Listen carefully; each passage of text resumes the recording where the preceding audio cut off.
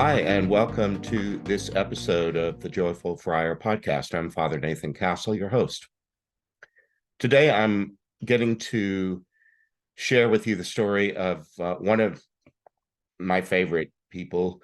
I love so many of these people that have graced my life by letting me be a part of theirs. But today, it's one of the stories that I've told in Afterlife Interrupted, Helping Stuck Souls Cross Over, which we often now call book one, because there's another in that series and a third one to come soon. This particular story is chapter 14 of book one, and we titled it Eric Alone with His Thoughts. Part of the reason that this one touches my heart as it does is because Eric was a college student. Technically, he was not enrolled at the time of his death. He was in what often is called a gap year, something after finishing an undergraduate degree, knowing that you're going to go on for more formal study, but maybe backpacking in Europe or doing some service work or something before going into the rigors of another academic program. That's what Eric was about. He was the only child of two PhD parents. So he called it a script. He felt like he always was going to get a PhD. His parents weren't hovering. They weren't insisting that he be enrolled at that particular time in his life because he was still trying to figure out what he wanted to do. He used the word clunky to refer to his perception of academic programs that demanded you get an undergraduate degree in something, then maybe 2 years of a master's degree in something else, and then a PhD program after that. They could be at 3 different universities requiring you to move all over the place. He was looking for something that was more seamless than that.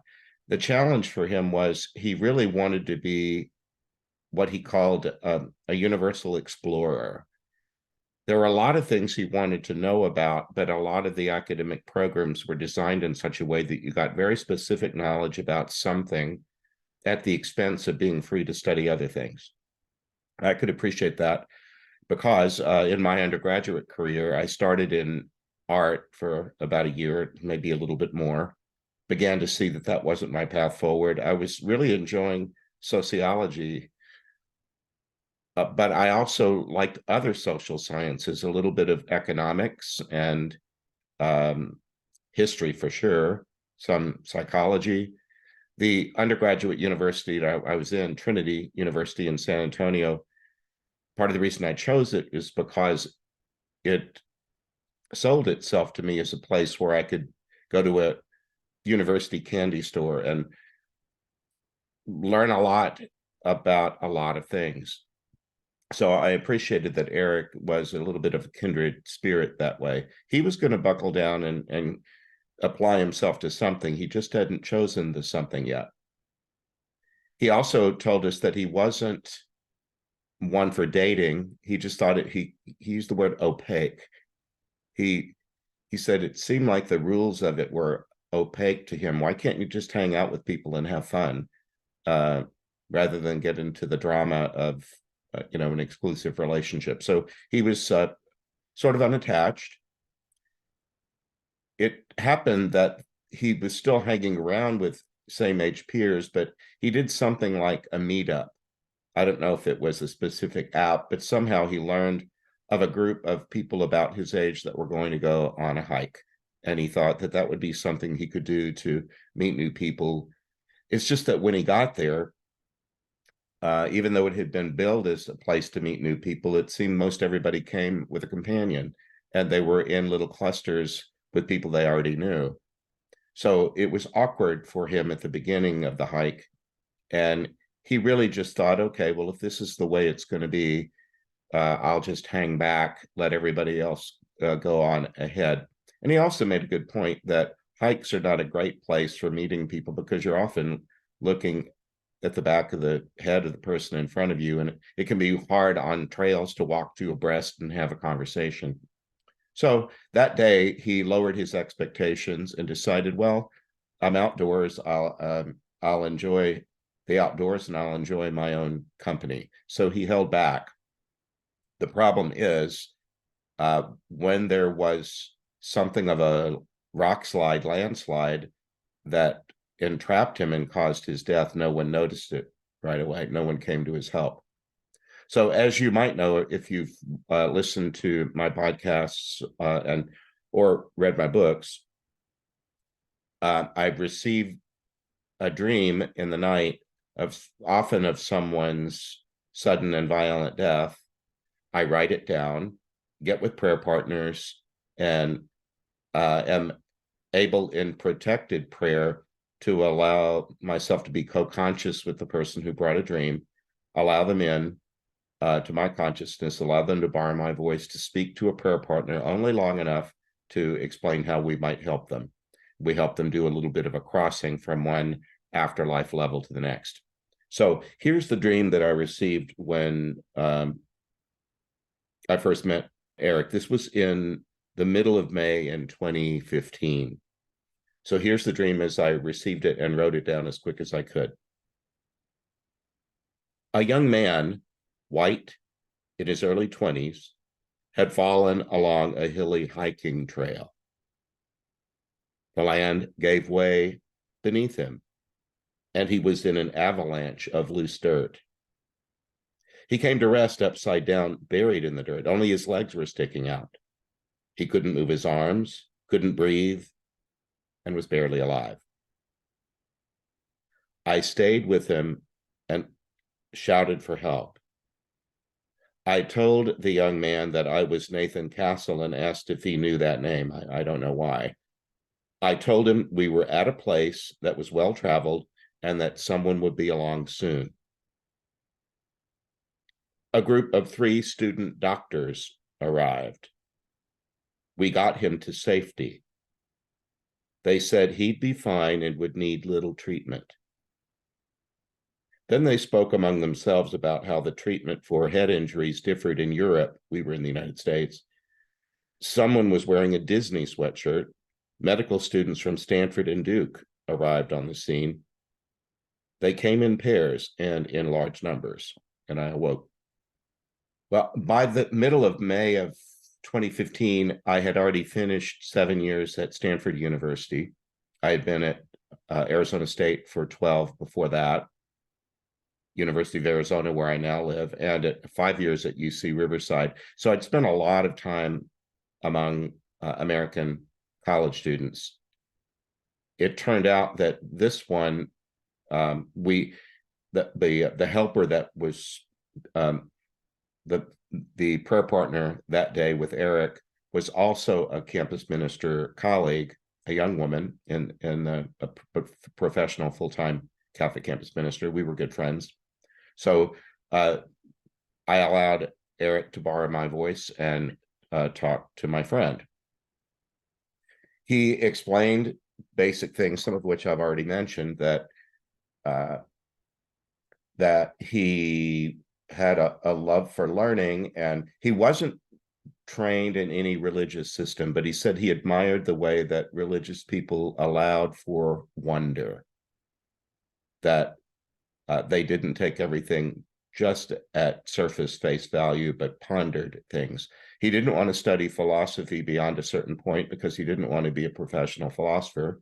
He wasn't religious enough to want to do religious studies, but he liked being around people who thought along those lines and who wondered about the majesty of the universe and our place in it and all of that.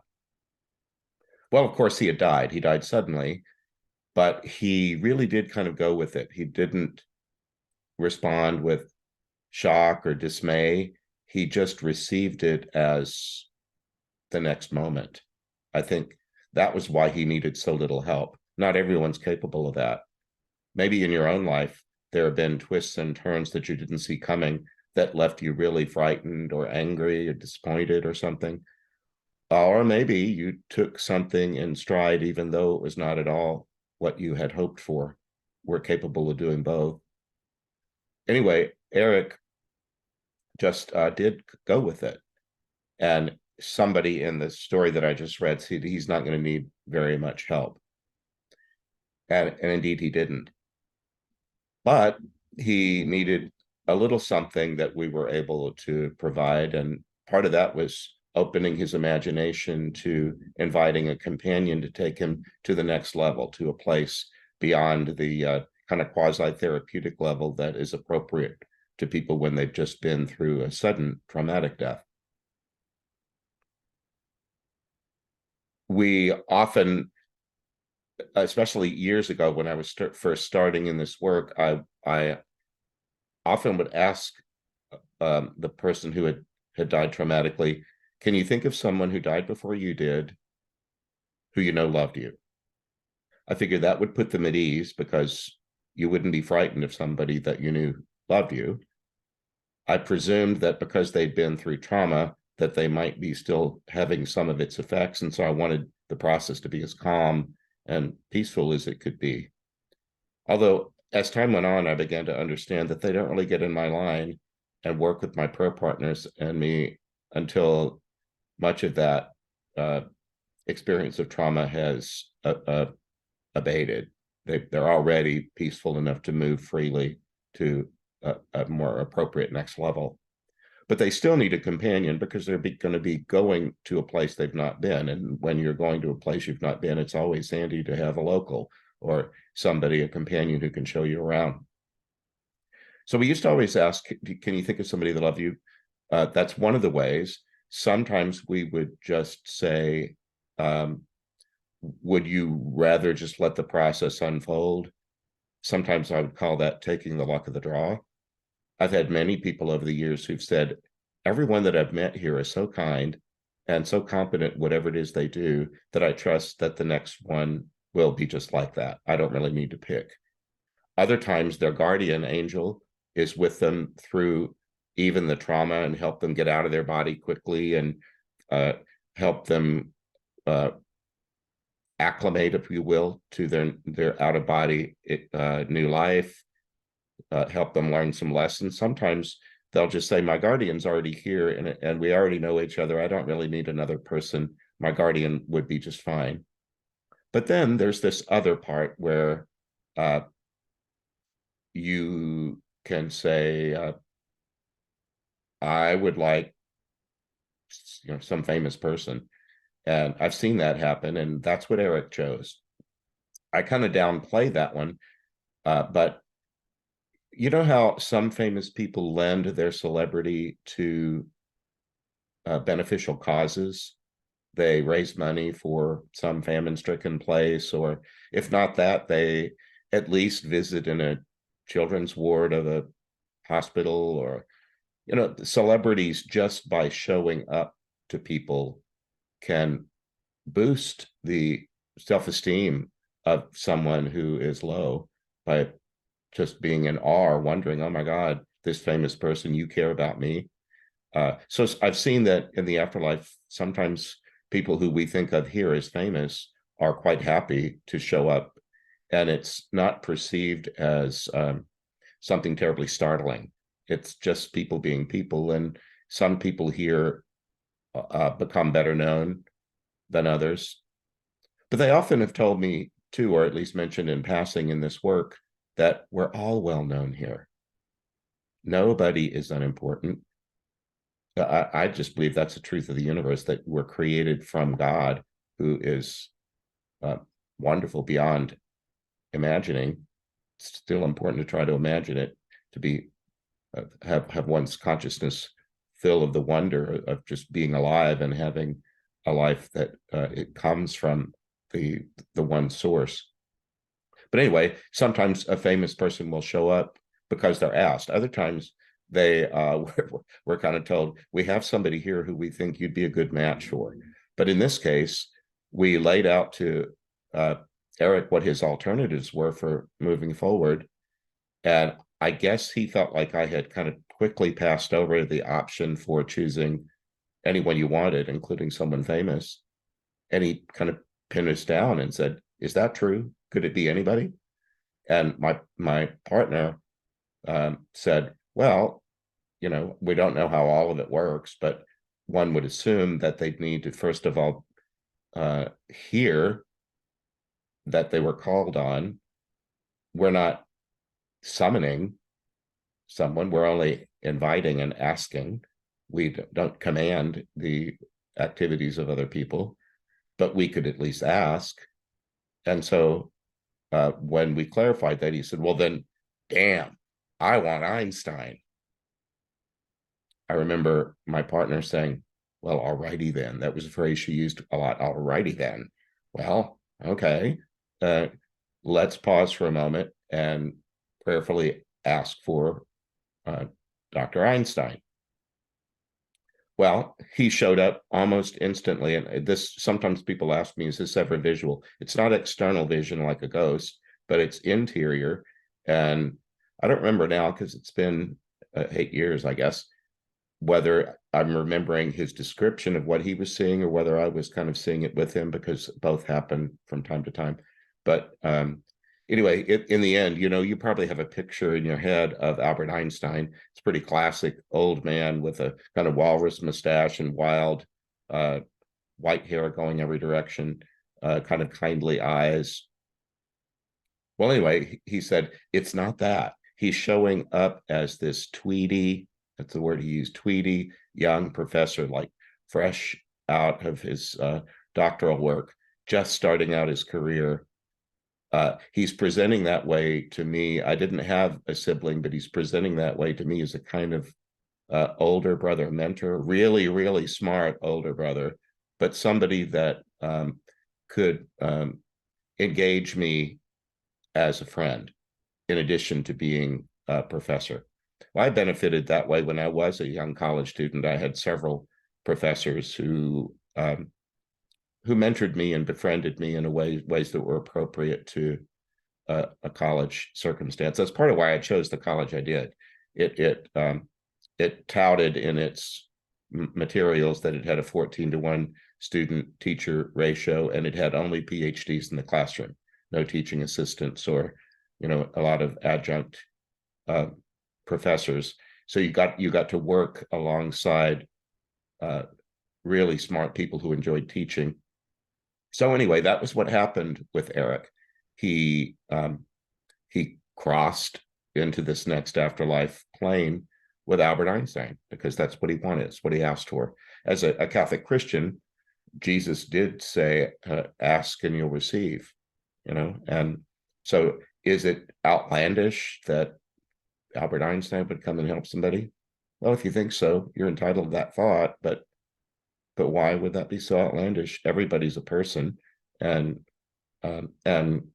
besides, I haven't done lots of reading in Einstein, but in addition to being this, off the charts brilliant physicist, he also had a sense of wonder about the universe that he was exploring and learning so much about and teaching so much about.